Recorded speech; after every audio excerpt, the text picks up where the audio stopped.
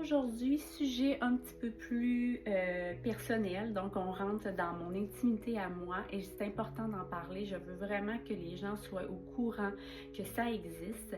J'ai eu mes règles à l'âge de 10 ans et j'ai toujours souffert de règles abondantes, de douleurs très intenses avant les règles, des migraines hormonales, des douleurs à l'ovulation, donc une fatigue chronique, une sensation toujours de ne pas être bien, d'une sensation d'anxiété, mais que tu ne comprends pas pourquoi. Donc, je souffre d'endométriose.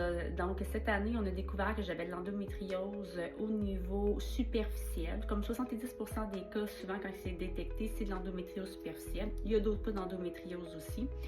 Et ils ont découvert que j'ai de l'adoméniose, donc très sévère à l'intérieur. Donc, qu'est-ce que c'est l'adoméniose? C'est que ton utérus est beaucoup plus gros que la moyenne, avec beaucoup de vaisseaux sanguins. Donc, c'est difficile pour le corps, justement. Ça donne des douleurs assez intenses, des règles hémorragiques. Ça donne de la fatigue chronique, des migraines cataméliales. Donc, ça donne beaucoup de problématiques.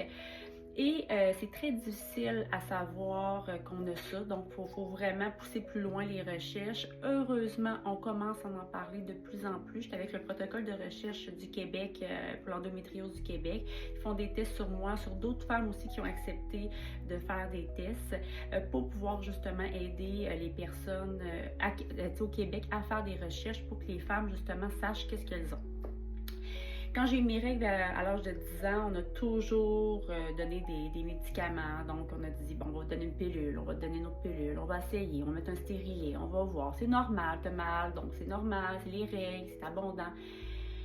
Moindrement, vous avez des règles qui sont hyper abondantes, donc vraiment là, qu'on passe dans un autre niveau et que vous avez des douleurs, mais des douleurs qui sont insoutenables, donc vraiment des douleurs à être pliées en deux, à devoir prendre les médications qui sont ultra fortes pour soulager vos douleurs puis que ça passe presque pas, que vous vous sentez tout le temps exténué, fatigué, que vous avez des gros SPM avant, que vous avez une ovulation qui est plus forte que la moyenne.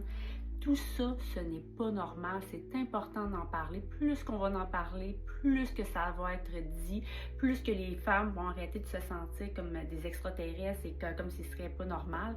Donc, c'est une femme sur 10 qui souffre d'endométriose et d'adoméniose. Donc, c'est énorme.